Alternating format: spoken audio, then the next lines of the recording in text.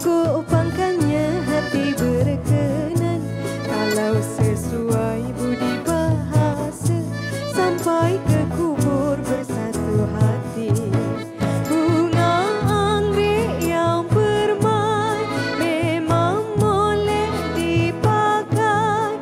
Bunga anggrek yang permai memang boleh dipakai.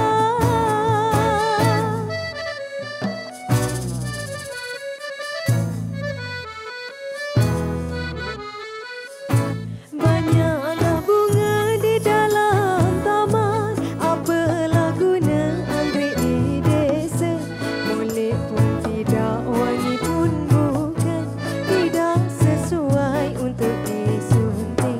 Sungguhlah puan bunga idaman, indah kerana budi bahasa.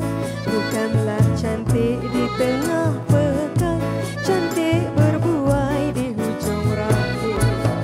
Bunga anggrek yang rindang memang cantik dipandang.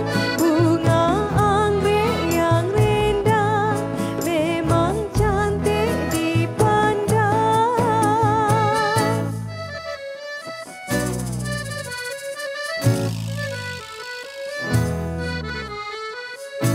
Bunga berseri di sinar malam, kumbang menari dengan cahaya.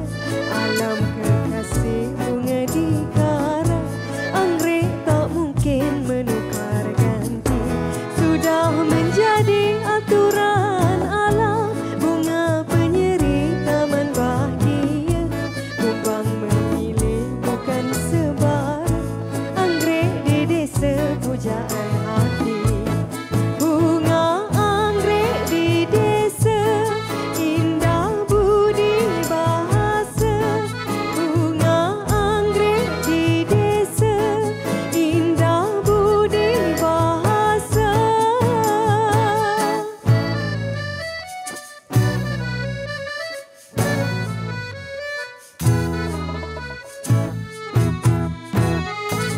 Itu dia lagu Bunga Amboi, Anggrek. bukan main suara Cik Anis.